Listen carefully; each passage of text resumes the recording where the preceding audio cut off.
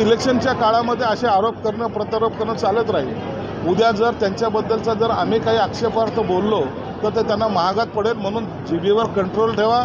आपण केलेले अंधारातले कृष्ण कृत्य लोकांसमोर येऊ देऊ नका।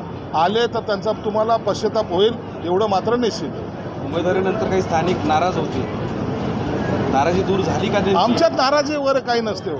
आमच्याकडे आदेश पद्धती आहे, एकदा उमेदवार जिंकला झाला तो आपापल्या कामाला लागतो आणि सर्वजण आपापल्या महायुतीचा प्रचार करणार, त्याबद्दल कोणती शंका घेऊ नका। त्यांनी पोस्ट पण टाकली होती, त्यांनी नाराजी व्यक्त केली होती, इच्छा व्यक्त केली होती, तरी त्यांच्या मनात असतं ना काहीतरी। अहो, नाराज होणार नाही तर तो माणूसच कसला?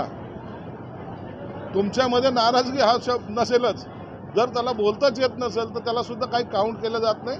प्रत्येकाने आपलं मत व्यक्त केलं पाहिजे, हा त्याचा अधिकार असतो आणि त्याला कुणाशी काही विरोध असायचं काही कारण नाही। शेजारी बसलेला माणूस पण नाराज आहे, दिसला असता का?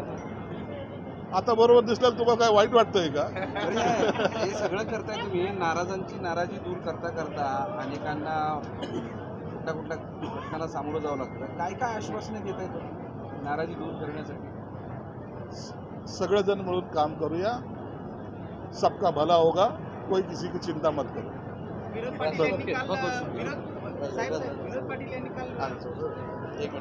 त्याला आता देवेंद्र फडणवीस काय बोलले मला काय माहिती। ते म्हणाले सकारात्मक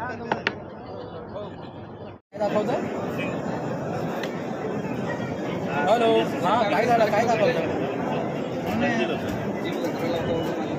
हां हॅलो,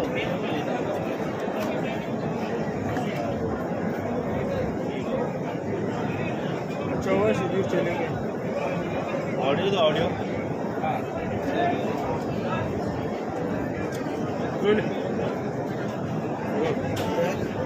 माधव सर ओके रोले सर तुम्ही आज